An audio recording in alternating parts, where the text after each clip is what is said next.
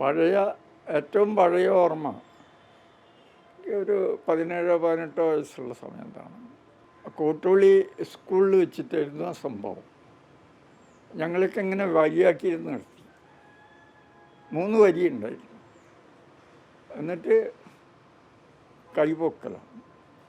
ഇന്ന ആൾ എന്ന് പറയും, അയാൾ പിന്നെ ജയിക്കണം എന്ന് ആഗ്രഹിക്കുന്നവർ കൈ പൊക്കും.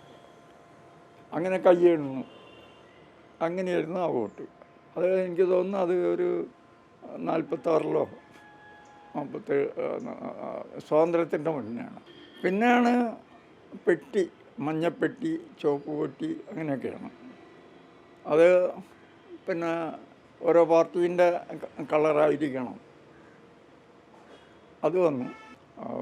16-17 വയസ്സിൽ തൊട്ടിട്ട് ഇപ്പം 97 വയസ്സായി. അപ്പം അതിൽ ഈ കമ്പ്യൂട്ടറിൻ്റെ കാലം വളരെ ചുരുങ്ങിയതാണ്. പിന്നെ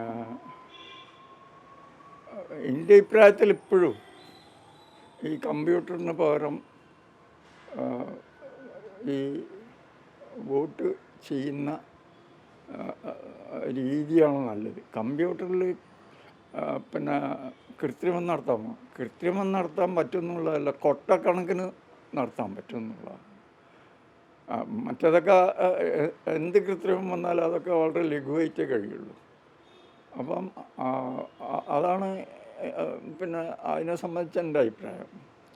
പിന്നെ അക്കാലത്ത് ഈ കോൺഗ്രസ്സുകാരും കമ്മ്യൂണിസ്റ്റുകാരും തമ്മിൽ തെരഞ്ഞെടുപ്പിൽ ഒരു അടി തന്നെയെങ്കിലും നടക്കാതെ ഈ ഞങ്ങളുടെ പ്രദേശത്ത് തെരഞ്ഞെടുപ്പ് കടന്നുപോയില്ല. ഇപ്പോഴത് അങ്ങനെയൊന്ന് അടിപിടിയില്ല എന്തായാലും. മറ്റേത് ഉറപ്പാണ്. ഒരു പക്ഷേ കോൺഗ്രസ്സുകാരനൊരു കാറുമായിട്ട് വന്നിട്ടുണ്ടാവും. അപ്പോൾ ആ കാറ് തടയും, അപ്പോഴടി ഉണ്ടാവും. അതിൽ കളരിക്കാരിയൊക്കെ ഇരുത്തിയിട്ടായിരിക്കും വരുന്നത് തന്നെ, ഒരടി ഉണ്ടാക്കാൻ വേണ്ടി തയ്യാറെടുത്തിട്ട് കോൺഗ്രസ്സുകാർ. അപ്പോൾ ഇങ്ങനെയൊക്കെയായിരുന്നു ആ പഴയ കാലത്തെ ഞാൻ വോട്ട് ചെയ്യുന്ന കാലത്തെ കാര്യം. പിന്നെ മറ്റൊരാശയം വന്നു.